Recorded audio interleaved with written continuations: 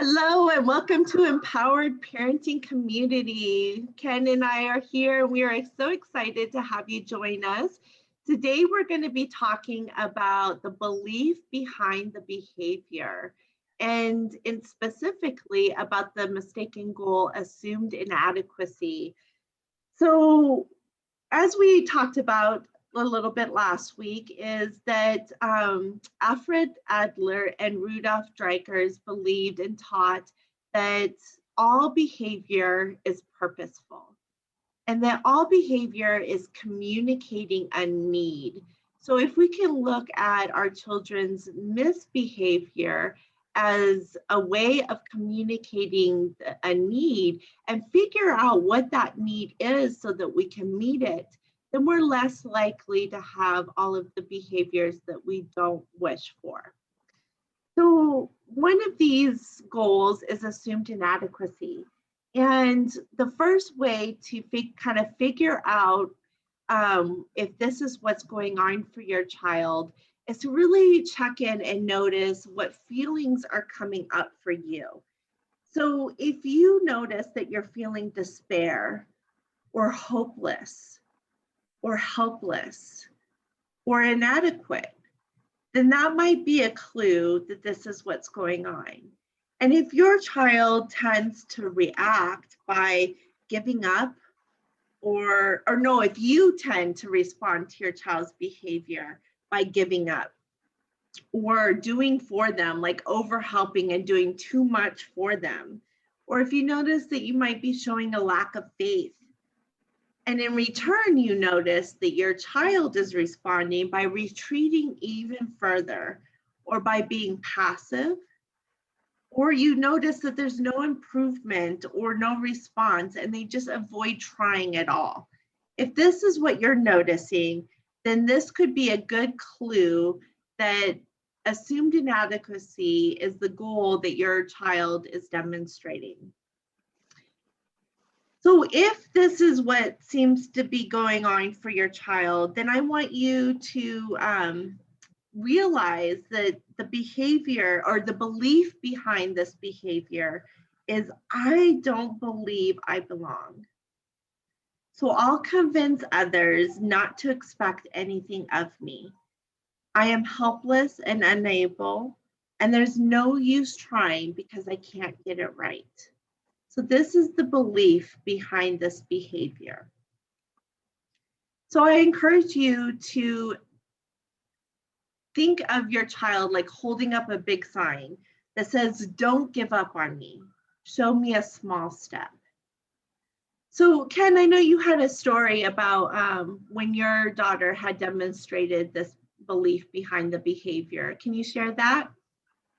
Yeah, I think this is a particularly exasperating behavior for parents, and they kind of label it a misbehavior because what they see from their kids is that they just can't get them to do anything, right?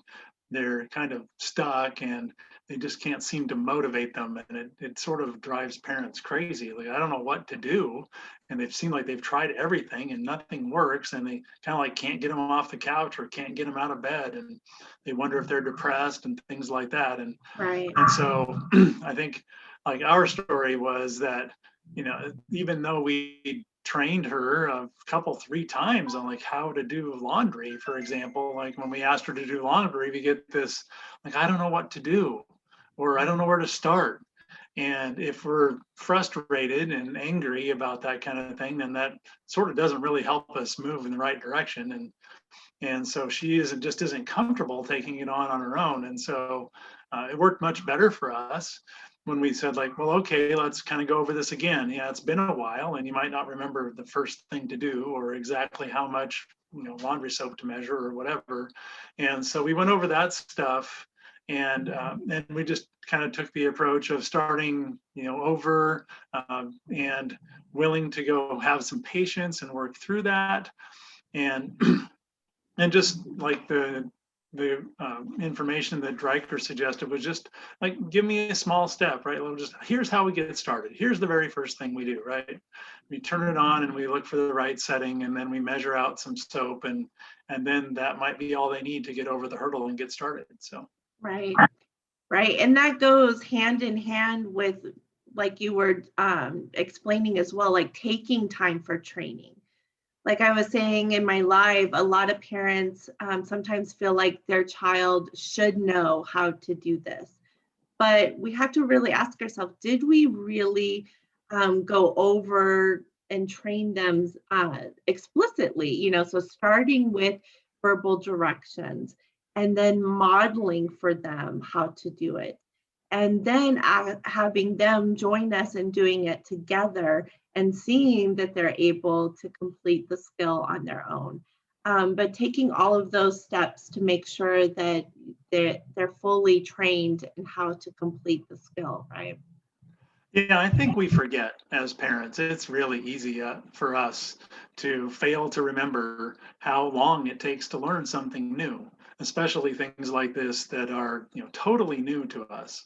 And so I think if we walk in with the assumption that it's going to take 5 or 6 times, and we set our expectations there, then that works out much better for us as parents rather than assuming it's going to take one time and then they're going to know exactly what to do every time from this point forward. And that just typically sets us up for our expectations not being met, and then we're frustrated and angry because they're not doing what they've been trained to do, and they just need more time to learn, more iterations of going through it to learn. And I think if we go in with that expectation, it'll work out much better in the long run. I mean, if we expect that this is going to take 6 times for them to learn and it only takes 3 or 4, then great, that'll be fine. So Right. And I think another thing that can happen is we see our children complete the skill on their own. So we feel that they know how to do it. But then other times they don't. And I think parents sometimes forget that, other things can come into play. Like, is the child tired? Is the child feeling upset about something? Is the child there could be all kinds of reasons that interfere with the ability to complete a skill that sometimes they are able to do, but other times, like, the regulation isn't there, or some other issue is coming up and they're not able to do it. Just like us, when we get tired, we don't have the same ability if we're hungry or tired than we do when we're all good, right? yeah, I was thinking the same thing. Like, kids get upset about something going on with their friends or something like that, and it can occupy a lot of their brain and their mind, right? And so for us to remember that they could be in that state of mind and just not feeling like really getting energetic and doing things. Right, right. Yeah, so some other ideas that they give for strategies is making sure that when, like you talked about earlier, breaking things down into small steps. Because as much as we can tell children that they are capable, they are smart, they can do this, they need to actually experience that for themselves. So breaking things down into really small steps so that they can experience success. And that helps boost their self-confidence and shift that belief in themselves. Yeah, and if you have a child that, I don't know, seems to not want to take it on, they're afraid that they don't know it well enough or they're not going to get it right or something like that, and even after like more than 5 or 10 times of going through it together or training them and that kind of thing, I found that saying, I'm completely confident in your ability to handle it, helps them move forward and just give it a try, right? And we like to say in positive parenting, right, that mistakes are just wonderful opportunities to learn. So if you don't get upset with mistakes and you just look at it like, wow, you learned what happens when you do that, then you can just express your confidence in their ability to handle it, and they'll figure it out along the way, and they can ask questions if they want. And I think that helps move them toward that confidence that we're looking for. Yeah. Yeah, and like I was saying, I see this so often in the classrooms. Students who, are acting up in class and refusing to do the work. And, why is because they really don't believe that they can do the work. And, even as teachers, we try to tell them, that they are capable, that we have seen them complete it before. Sometimes they just still feel like that they're not capable.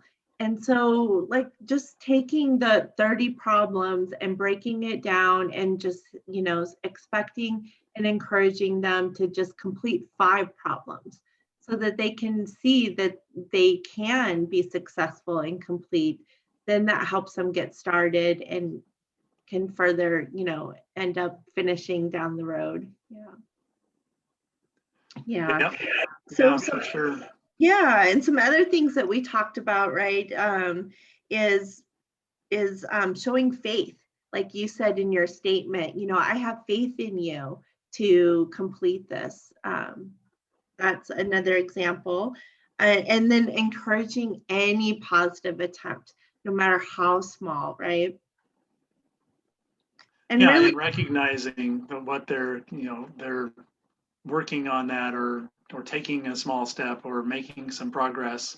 Because we have to imagine what it's like to be in a situation where you really don't think you can do it, where you really think there's no point and it's never going to get better, kind of thing. And so, having someone get upset and angry with you because you're not doing it is probably not going to help you get out of that. But someone like helping you, hold your hand and helping you take that first step and realize that, oh yeah, I actually can do it after all. That's where we want them to get. We want them to get to that state of capability where they see themselves as capable. yeah. And another thing that could be helpful is finding things that they really enjoy, right? I mean, if they don't like math, it's going to be a lot harder to help them find success in math. But if you, have them do something that they really enjoy, and then they can be successful in that area, then that can build their confidence that they really can do things that they want to do. Yep, I totally agree with that too. Yeah. All righty. So we encourage you, if you have any questions, to go ahead and post in the community and just ask any questions at all about assumed inadequacy. If this is showing up for your child, let's talk about it, figure it out. Yeah, great. Thanks for joining us. We hope to hear from you. Okay, see you next week. Bye-bye. Good day.